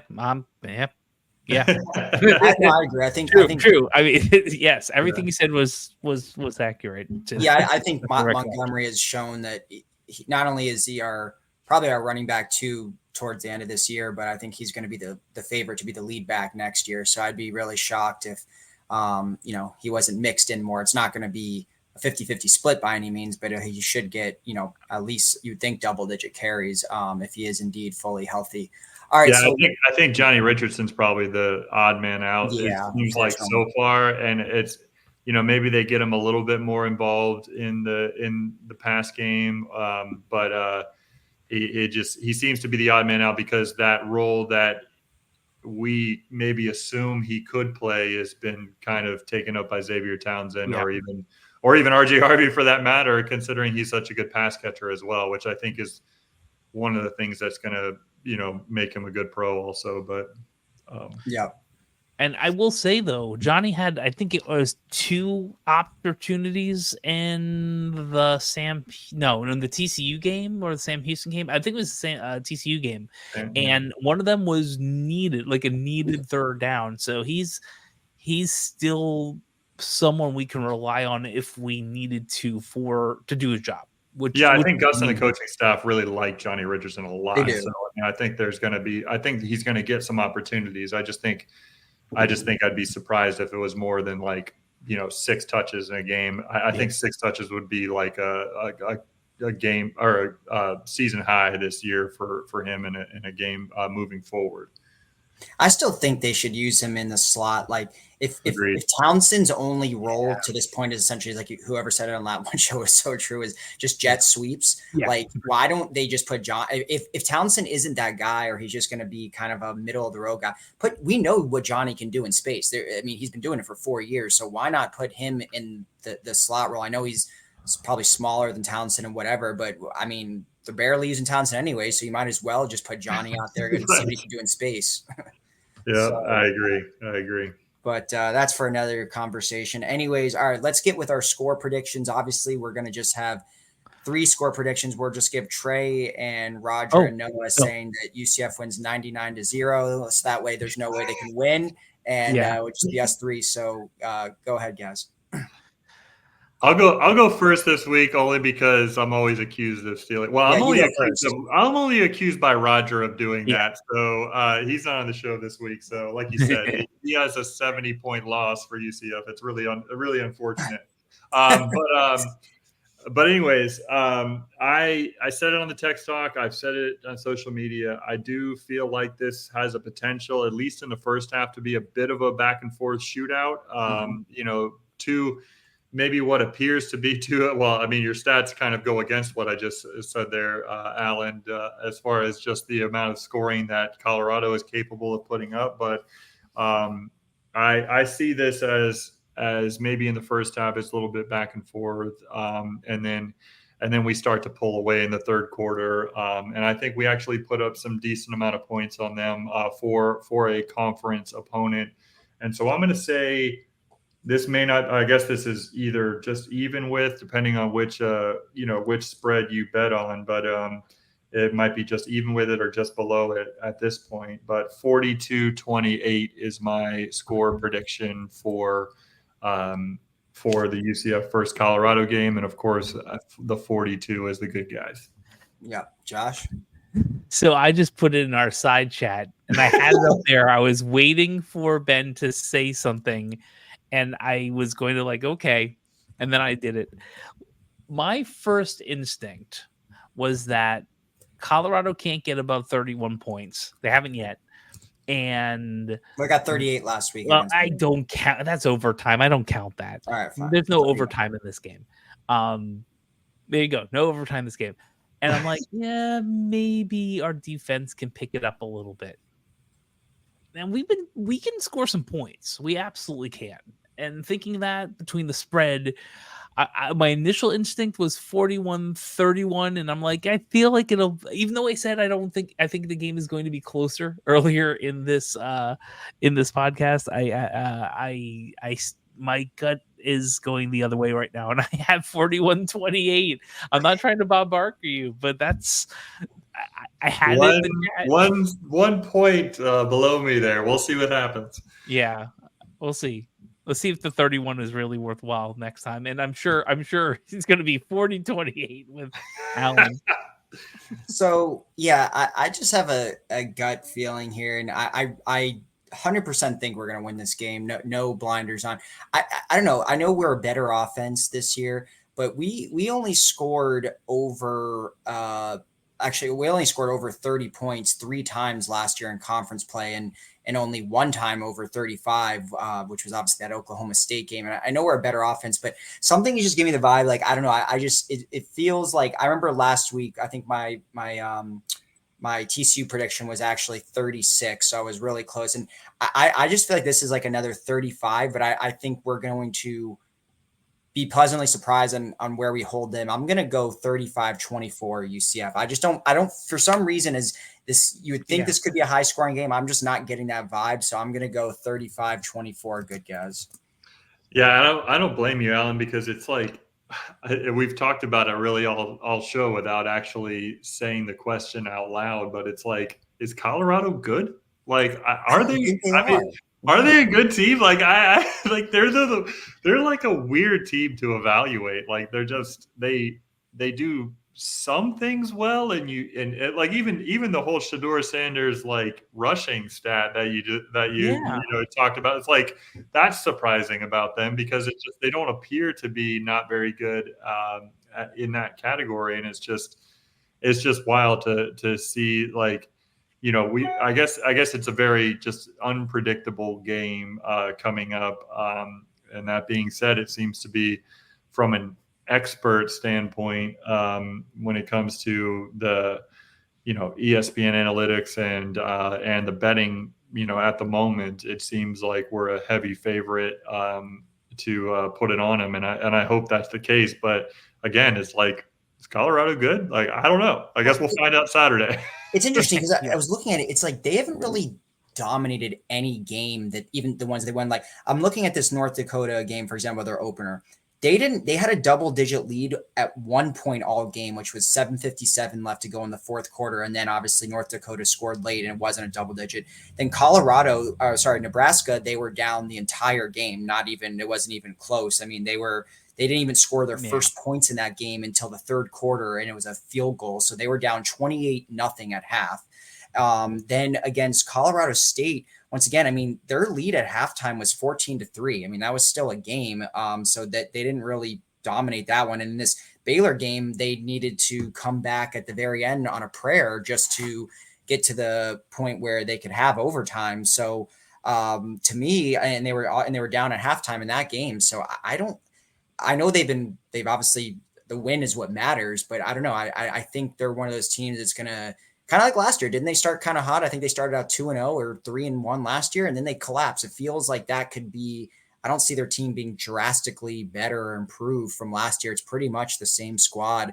And a lot of, I don't follow them super closely, but a lot of people have talked about how their offensive line, which was already bad last year, got even worse this year. Right. So that's why I'm going with my score. Yeah, I hear you. Awesome. All right, cool. So I guess we don't have Trey yells at a cloud, but we will. We could now do the Big 12 score recap. So it was a pretty interesting week in the Big 12. Pretty much launched most of the in-conference games. There was a couple out of conference games, but we had Cincy beat Houston 34-0. So early favorite is Houston. Looks like they are by far the worst team in the conference, which most people kind of had them as at least one of the worst. But Cincinnati, surprisingly, off to a 3-1 start, so they're not looking too bad. West Virginia beat Kansas 32-28, so Kansas just keeps falling farther and farther into the abyss as the season goes on. Iowa State beat Arkansas State 52-7, dominant win there for the ranked Cyclones. Texas Tech beat Arizona State 30-22. So Arizona State was handed their first loss of the season. Utah beat Oklahoma State 22-19 to stay undefeated. So most people had Utah as, one of the two favorites. And now it's kind of looking like at least Utah 4 games in is the clear favorite in the conference. Then SMU, unfortunately, I guess for us, whipped TCU 66-42. So we can either take credit for ending TCU's program or we'll just say they suck. One of the two. Hopefully it's the first one. Yeah. Then obviously Colorado beat Baylor. BYU, the surprise story of the weekend, they decimated Kansas State, ranked Kansas State, might add, top 15 Kansas State, 38-9. And BYU is now 4-0 and now ranked in the top 25. So I don't think most people had BYU towards the bottom of the conference, at least in most preseason polls. So to see them 4-0 and knock off Kansas State by what 20 something points there was a shocker. So that they dominated them 38-9. They dominated them. And that is no longer, I don't think we could circle that as an easy game. Unfortunately, it is at home, but that is not going to be one of our easier games, even though it started out like it looked like it was going to be that way. But that was a couple teams obviously had buys in the Big 12, including UCF, of course. And now Big 12 is back up to 5 ranked teams, with BYU entering the top 25 at number 22. Utah moved up a spot to number 10. Iowa State is 18. Oklahoma State dropped to 20. Kansas State, despite the loss, stayed in the top 25 and dropped to number 23, which means we have 4 undefeated teams left in the Big 12. Of course, our Knights, BYU, Utah, and Iowa State. And guess what? We play all 3 of those teams this year. So Iowa State's the only one on the road, though. So that's interesting. That is true. Of those teams. And then I'll just looking at Iowa State, it's like that's another team that we all said before the season started that it was like that's a team that we're probably, that game, just because it's on the road, is one of the scarier games. We also, I know you and I said that, Alan, I said we both said West Virginia, who, I'm not quite sure. Yeah, I'm not quite sure how good they are quite yet this year. It's going to be a very tough road environment, but Iowa State's interesting because they're going on the road to Houston this week, and they're only favored by 13.5 against a team that has looked just the worst team in the Big 12 for sure so far this year. So I think that's probably says more about their scoring ability than other things. But Iowa State's also a tough team that we gotta face on the road this year. Yeah, no, absolutely. I think you and I, like you said, both said that that Iowa State, or sorry, that West Virginia was going to top us, but I think we both said Iowa State would be in the top two. For sure. And I think that stands. If anything, you would say maybe Iowa State, probably flip that, and that might be the toughest road game, at least in conference. So that's going to be a scary game. But got to get past Colorado this week. Any other thoughts on the Big 12 and any of the teams and how they've started, gentlemen, before we move on? All I'll say is that when you are going to listen to this, we won't even know what the Pac-12 is going to be, nor the Mountain West Conference. And if you remember, if you're an older fan of UCF, you remember the first time the Big 12 said no and then said yes. I am so thankful we are past all of that stuff, and the Big 12 is competitive in a significant amount of sports, because it is just like whiplash going on in conference realignment. And it's like the first time in forever we're not a part of it in a very, very nice way. I think what I'll also say is, I think having 4 ranked teams in the conference is strong. I think that if we were able to win big this week, I know that Colorado's not a ranked opponent. We haven't necessarily beaten a ranked opponent this week, so far yet this season. But by the same token, other teams have been ranked when they beat opponents that don't even have a win on the season. And so I think that the attention that this game is going to provide for us, if we can win big, could catapult us into the rankings, or at least much closer than we are right now.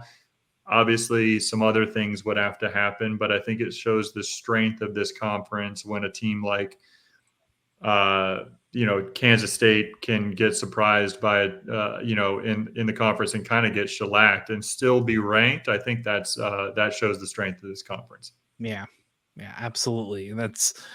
It's I'm very glad we're in the conference, and it's nice to see this level of schedule, and I'm sure they're great universities, but I'd rather be playing the universities we are right now in football, specifically in sports, than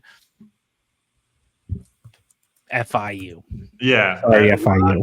But I will say though, we do need to be ranked soon. I'm getting a little worried on that front.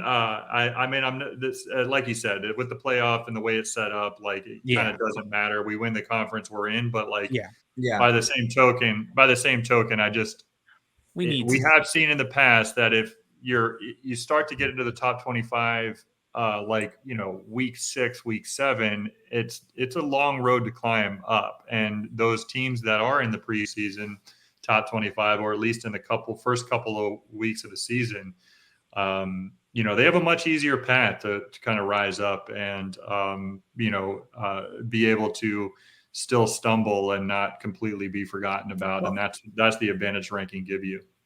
Well, it's interesting that, how they've done the rankings so far. First of all, I'm still convinced of this, that the people that are voting on top 25, most of them don't watch nearly even close to all the games. And they're basing it purely off their own judgment eyeball. So if you don't watch a game and you're purely just looking at a score. So I think, obviously not playing this week, they just, they didn't dock us, but they didn't help us at all. But then, it's interesting that, some of the rankings, like Boise State at 25, I thought was interesting, not because they're group of 5. I mean, I think they're an amazing program, but it was weird. They lost to Oregon, granted, very close game. Then they get ranked after beating Portland State, which I thought was a very just peculiar benefit to give them. If you're going to do that, why wouldn't you, give us after obviously beating TCU, a Power 4 program. So it is interesting. And I know we only have 3 votes, but I get the sense that if we beat Colorado, and goes back to that eyeballs conversation, we're on big new kickoff and all the attention, especially around Colorado. If we win, and we win pretty handily, I could see us moving into the top 25. And then if not, I would say we'd be on the fringe. And then if you beat Florida, there's no way we're not in the top 25 after that, which, yes, it would be, I guess, like you said, Ben, like week 6. But, I would assume it's coming very soon if we win at least one or at least 2 more games. Agreed. I mean, because the amount of teams, I mean, it's the majority of the top 25 right now are they're undefeated, right? So eventually every single week that number goes down, less and less teams are going to be undefeated. And so just win, baby, right? Like as long as we can just keep winning, as long as we can keep putting those W's on the board, that everything else will just kind of take care of itself.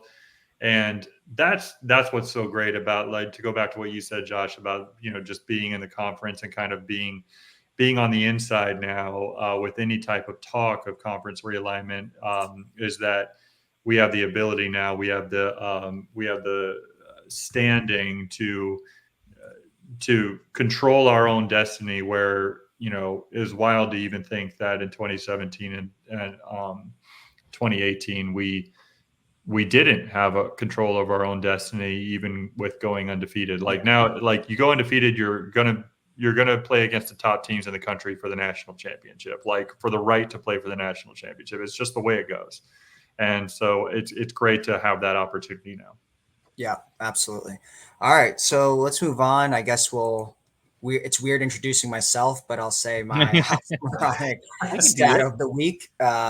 So short this week, but I want the theme to be improvement. There are definitely some things that have, I guess, appear worse than last year. Some of the things we talked about, obviously the secondary and things like that, but some big improvements that I thought were really cool to see. And yes, there is the caveat that we've only played in 3 games, so small sample size. And yes, 2 of those opponents were, much weaker opponents, but I still thought these were worth saying just because of how stark of a difference it was from last year. First of all, I have to point out, regardless of the circumstances around it, the Russian defense right now ranks number 4 in the country. So last year, if you remember, so right now we're giving up 63 yards a game. Last year we gave up 203 yards per game, and we were number 121 in the country. So yes, it's early. Yes, the opponents matter, but that is quite the stark difference. Regardless of the circumstances, I have to point that out. So number 4 in the country. Half. What was that? It's like cut in half, basically, the amount of rushing. More. Yeah. By more, crazy. Then the next thing is both second half stats. So fourth quarter points, we rank number 11 in the country at 11 points per game in the fourth quarter. Last year, we averaged just 6.7 points, so nearly double the amount from last year. And then the second half as a total, the entire half, which I thought we were a really bad second half team last year, evidenced by Baylor and quite a few other games. Right now we're number 4 in the country in second half points at 24.5 points in the second half. And last year we averaged just 13.7. So once again, there's a lot of caveats there, but I thought those were some cool stats to point out, because I know we had our second half struggles last year. We had our fourth quarter struggles, and we obviously had our run defense struggles. So we'll see where that ends up as the sample size gets bigger. And then just the final thing, not about improvement, but I wanted to kind of, Ben, you had asked, like, how good is Colorado? So it's just an interesting thing about the offense. UCF is number 14 in the country in yards per play. We average 7.1 yards per play. So nearly a first down on every play, or semi close to it. Colorado is number 98 in the country. They average just 4.9 yards per play. So essentially, I mean, if they're doing a lot, I guess, dink and dunking, or they're just, having only a few explosive plays. So that makes me feel a lot better. I think a lot of their problems have just been masked by the fact that they have 3 wins, but it doesn't mean that the statistics show that they're actually good in those wins. So they've gotten more lucky and had bad opponents than anything. So those are my points also to their weak rushing attack. Is like one of the reasons why we're so, like, we have such good yards per play is because during the rush, the rush plays, we're actually gaining, a lot of yards. as opposed to them, they're probably getting negative yards or just like 1 yard, 2 yards here and there. And then they're just relying on the plays down the field in the passing game. So, which isn't usually a recipe for a good team. If you can't rush at all, though, you know what I mean? That's never, I mean, you could accuse us of being one dimensional, but we could still pass the ball and get the ball downfield in the air where they can't run the ball at all, seemingly. Yeah.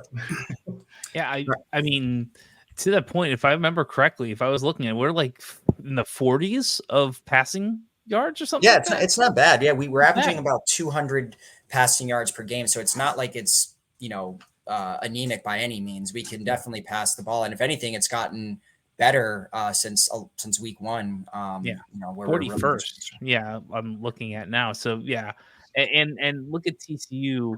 We did everything we could to lose that game, and their lack of a running attack is a significant reason why we were able to come back. Yep. All right, Josh. Well, you know what time it is. The sometimes funny fact of the week. Yes, and so I have a question for you.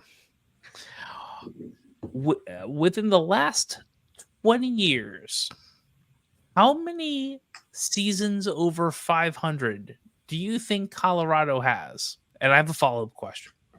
Since the last 20 years? Last 20 years, since 2004, how many winning seasons does Colorado have?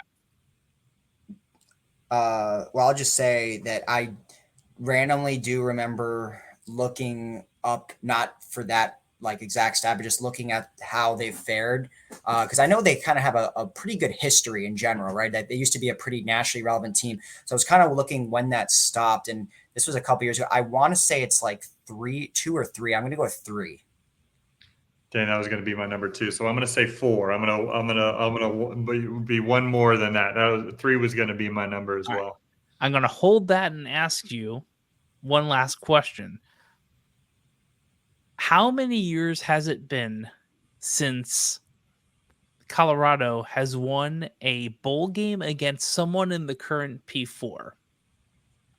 How many years you said? Mm-hmm. Ben? I don't know. 13. I have no idea. I'll go 18. Okay, so since 2004, including in 2004, if I made it 19 years, including 2004, they've only had 2 winning seasons. One big one, 10-4 in the Pac, 12 in 2016. They were highly rated there, and of course, 2004 they were 8-5. Otherwise, they have not made over. They only have 1 year of 7. Sorry, my apologies. We're gonna call it 3. I just saw the 7-6 in 2005. There you go. 3. Alan is right. Sorry. Otherwise, they've only had 3 seasons over 7 wins. Oh my God. 7 wins or over since 2004, and that year in 2004, they did win the Houston Bowl, but they did not beat a team that's a current P4. That would be 1999 in the Insight Bowl versus Boston College, where they were only a 7-5 team, but they obliterated Boston College in the Insight Bowl. So that was, I think, 20-something years ago? Yeah, it was something like that. I think that game was something like 60-20. It really was a shellacking at that. So it's been 25 years since they've won a bowl game versus a P4 team. They've actually only won 1 bowl game since then. That's and I say all that because a lot of they haven't seen a bowl game since 2020. And they really have only had since 2007 only 3 bowl games. I believe a lot of fans of Colorado now are believing that this year might be the year they get back to a bowl game. So, and good for them. I mean, it's not against us, but good for them for not being the 4 and 5 win team for the past 7-8 years. Yeah, well, that's is it fair to say they're whether it's now or just in general, the past 2 decades, are they the worst team in the Power 4? I can't think of maybe like Rutgers or something that would be worse. Or I feel like Rutgers has had a couple of decent years. Are they the worst one?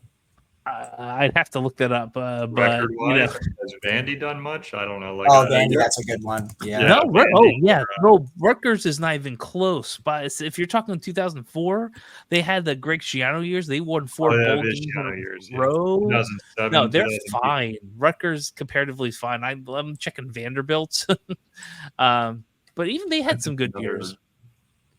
Trying to think of another dumpster program. I mean, Colorado's got it. Syracuse hasn't done much. I would say Vanderbilt's probably close because they only had, objectively, they've only had 2 good years under James Franklin where they had 2, where they were ranked and had 2 bowl game wins. But you're talking, let me see here, just what one. about the eyes? Illinois, Indiana, and Purdue. I guess Illinois has had a couple. They're ranked right now. I guess I can't really say that, but I feel like they're usually at the bottom.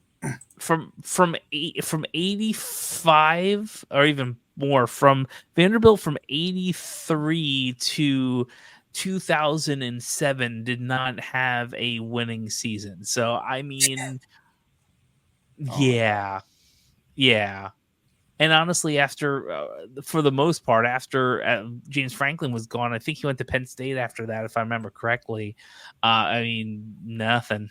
So yeah, I'd say objectively, even if you go back, like Colorado at least had the Rashawn Salam and Cordell Stewart, and they had that's much further back than 20 years ago, though. Yeah, but if you're talking like you have 2 bowl wins or whatever, or maybe 3 since '83, and had 20 years plus of not having a winning season, I think objectively that's a worse off team. Yeah, you're right. Yeah. Fair.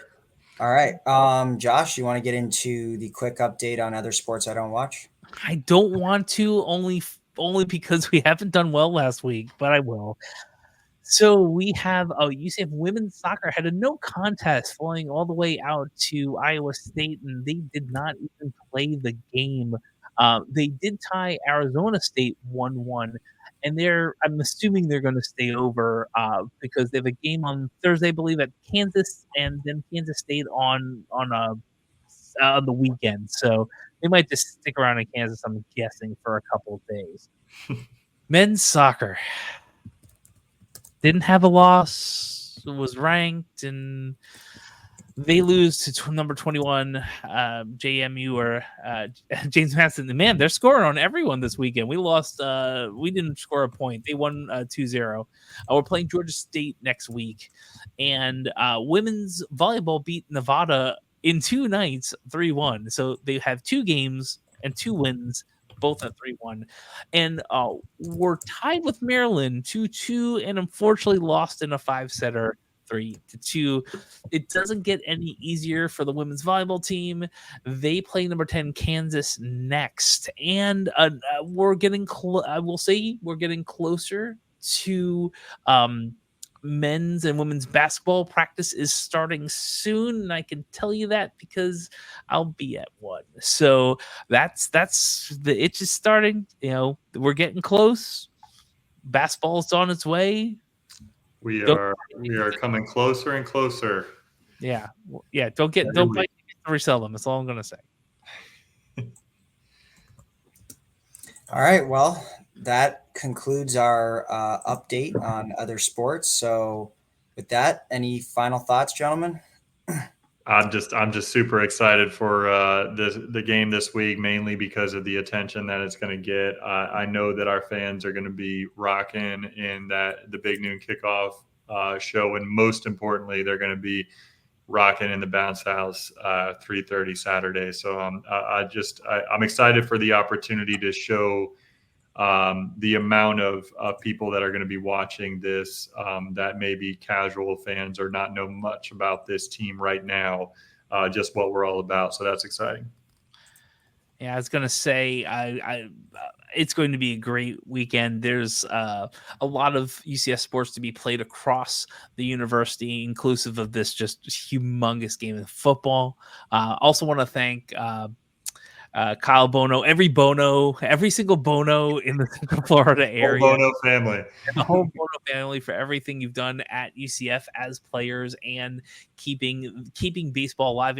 3 generations of baseball players is just amazing and wonderful and awesome, and I love that. I until I dug a little into the background, I didn't realize that when I was doing some prep for the podcast. So I think that's awesome, and I'm sure if you have if you play baseball, there's a Bono that can help you play baseball. Or can train you in that. So thanks to his great guest, a great interview. It's going to be a great week and a great weekend. That's all I got. Yeah, same. I'm super excited. This is definitely one of the games I've been most excited about on the schedule, even before the year, just because of the hype around it. I'm really hoping we just end the Colorado hype train this weekend. And obviously after a bye week, I'm hungry for some more UCF football. So with that being said, go Knights. Charge on.